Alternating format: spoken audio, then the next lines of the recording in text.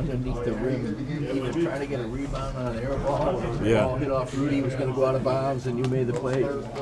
I mean, you're not usually perched under the rim for so many different plays. Is that you just kind of knew that's where the action was? At that particular time? Yeah, man. It's having that knack, trying to fill out the game where we needed anything, we needed a play. I was crashing, trying to strip people, trying to get offensive rebounds and just save possessions. The possessions were important for us tonight when we didn't make our shots and get good looks, and so I just tried to be make those winning plays. Possession extender. Yeah. Every night's different, so the night was me. Mike, Rudy had most of his damage was dunks and off in the scoring part of it, but just like what does he do to create offense for you guys on top of all of that these days? We talk about his gravity a lot, and if he's not getting the ball, he's forcing two people to at least pay attention to him. And when the guy with the ball makes the right play, we get good looks. We get open threes, we get open lanes to drive.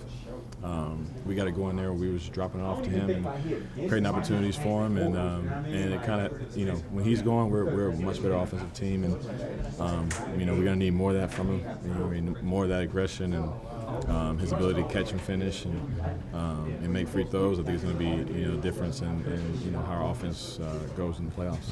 What's going to be the key kind of reincorporating Cat into what you guys are doing and helping him find a rhythm, and then you guys stay in clicking the way you have been? Yeah, honestly, I think he's done a great job of just kind of gradually working his way in. Like, we don't want to force anything. We don't want to just hey, here, give it to Cat, and make him, try to do everything by himself.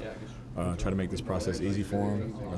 Don't make him have to work too hard, but take shots when he gets them, move the ball, play defense, and eventually, he'll fill out his rhythm, he'll fill out his confidence, and he'll make those big time plays like he always does for us. Nas and Kyle have been such a big part of when Cat was out. What needs to happen with them, or what changes with them? What do you guys have to do to kind of keep them as impactful pieces? This was our first game, so I think it's something we have to look at on film, especially with that lineup with Kyle out there, and I think having him run the point a little bit, having him initiate and stay as a playmaker like he's been doing is really helpful. Nas's ability to score at all levels is always going to be there. He spaces really well. He moves the ball really well, and I think he'll continue to do that. I think Kyle just we have to put him in the best position to be the best version of himself, and we've been doing that. And I think we just got to continue to emphasize that even with Cat being there. Mike, what's going to be the key to consistent, solid late-game offensive execution when you guys get the ball? Honestly, I think it's got to come from our spacing. Execution relies on that for us. When we get into a bad way, we turn it over, we drive into traffic. But I think if we space the floor correctly on the plays that we call, it'll make the reads a lot easier for our guys, especially for Ant, who's going to have the ball a lot late game, and for myself and other guys who will have it. So the more we just rep that out, the more we just concentrate on that and focus on that late game, I think it'll be a little bit easier for us. Finch said that Rudy is the reason that you guys don't lose. Some players, the reason you win, he's the reason you don't lose. I mean, you've been with him for so long. If you understand that concept, how would you kind of articulate you having seen that? Yeah, he's a guy that, from eye test, you might leave a game and not realize that he dominated the game or changed the game in the way that he does.